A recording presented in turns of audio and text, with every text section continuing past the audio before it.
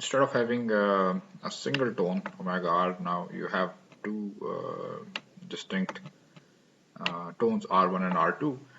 These two distinct spectral components, if they are to be mixed with a carrier or a local oscillator frequency omega L, this will yield four new frequencies. You see, you have this omega R1 and R2 being shifted around omega L. So you have omega R1 minus omega L, omega R1 plus omega L, and then R2 minus omega L, then omega R2 plus omega L. So you have four new frequencies, and these two, the superposition of these two upper and lower sidebands is produced. So usually one wants only the upshifted or the downshifted sideband. Well, the other can be eliminated with an appropriate bandpass filter. So now you see in another case, now if you don't have a single tone at the local oscillator, you have a square wave which is varying at a certain frequency omega L, and the variation is between +1 and -1 at frequency omega L. Then this V in when it's mixed by a square waveform instead of a sinusoidal waveform will produce an output like a series of plus V in, minus V in, plus V in, and this continues at the rate of omega L. So this is plus V in, plus V in, then you have minus V in. So this trend continues.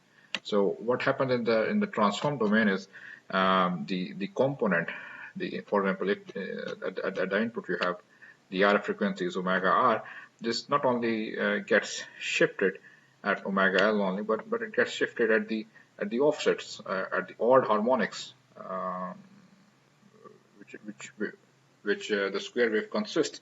So for example, if you expand the square wave expansion, you expand this by in Fourier series, you have odd harmonics. You have odd harmonics which decay by the same amount as the number of the harmonic. So for example, third harmonic is decaying by 1/3. Then you have fifth harmonic 1/5. So the shifts, the modulations of omega R produced as those harmonics, they're also decaying in amplitudes as well. Now, if you don't desire those odd harmonic shifts of spectrums, well, they can always be filtered out by a bandpass filter. So, for example, over here you have this only if you bandpass filter out the odd harmonics, you're left with omega R minus omega L and omega R plus omega L only.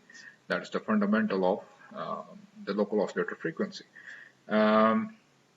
This practically how well you can accomplish this is the same scenario can be accomplished by using an electronic single pole double throw switch.